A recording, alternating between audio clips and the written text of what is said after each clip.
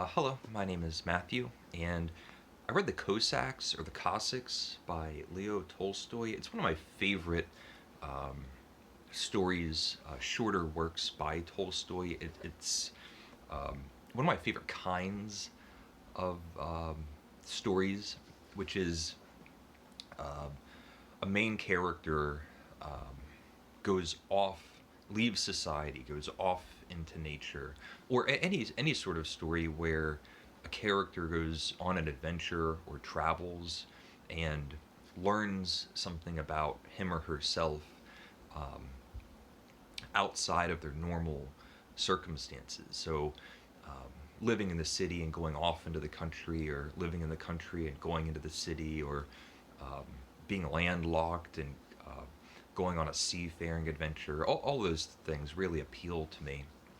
And this is almost like a genre in Russian fiction. It's set in the Caucasus, I believe, um, the outer edges of Russia, where these communities had banded together, fugitive slaves and serfs who had broken out of the um, large machine of Russian society at the time to create their own small communities to live. And so it's very rural.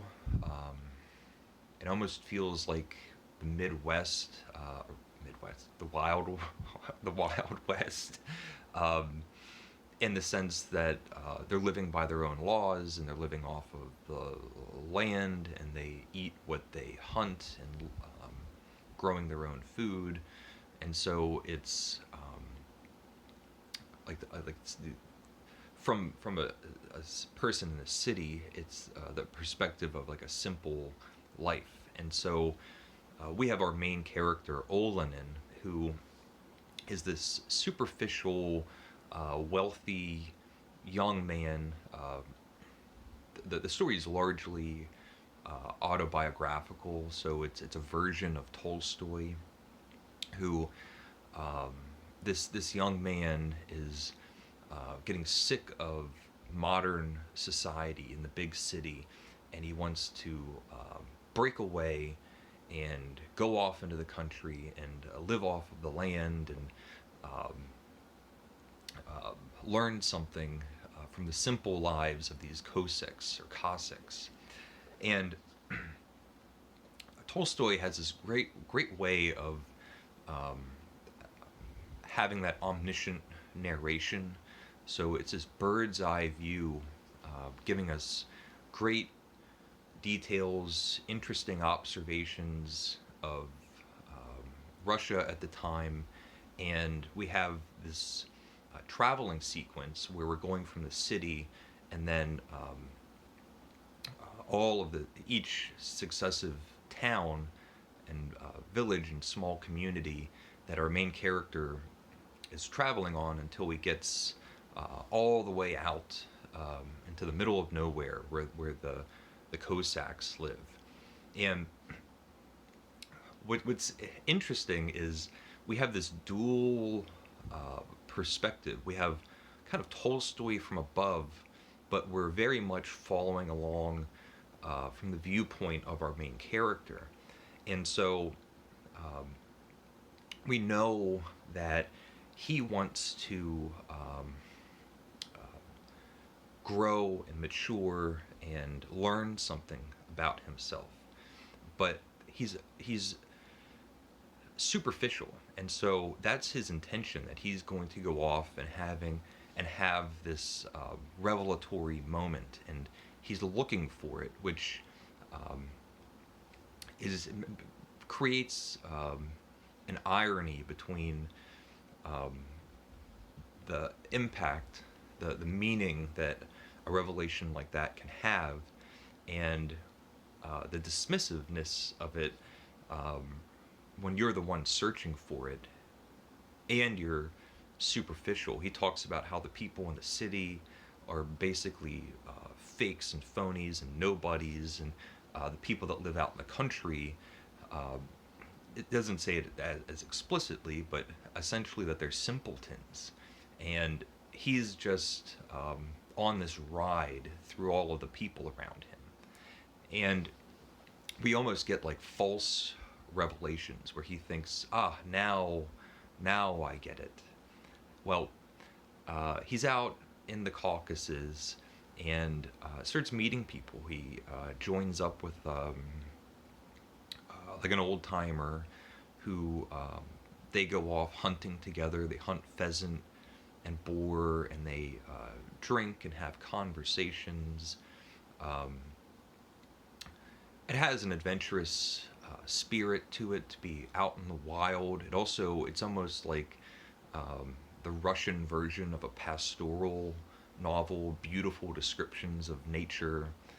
Um, and we have these false starts. Our main character thinking that he's learning about himself, but not being quite there yet. There's a moment where he's talking with kind of a new friend, someone that he had met, and he's asking if he's going to be proposing to the woman that he loves, and the person says that he can't even afford a horse, so he's not in a position to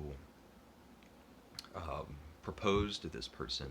And our main character, Olenin, is fabulously wealthy from where he comes, and has a horse and just offers him a horse. It was this big gesture of generosity, and the person is stunned because horses are valuable. I can't believe that this person would just offer such a monumental, huge gift.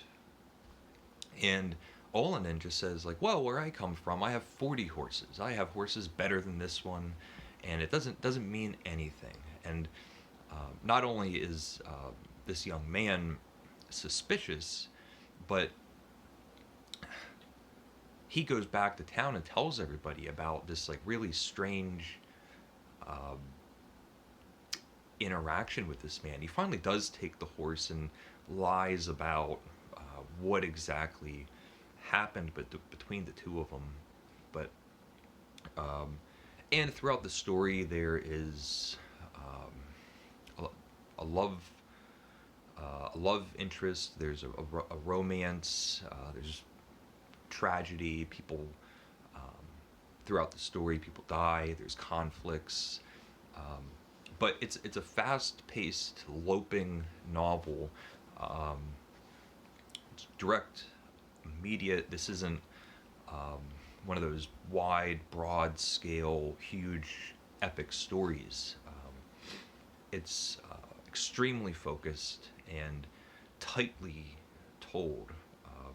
Story of a man going off into nature, and it's actually one of my favorite writers is Wordsworth, who wrote very much along the same lines, going off into nature and spending time in solitude and looking within yourself, which is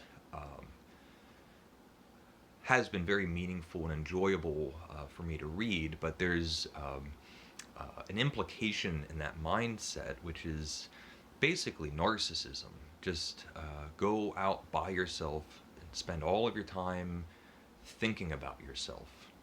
And this book is about a narcissistic, selfish, young, just adolescent or immature young man who needs to grow.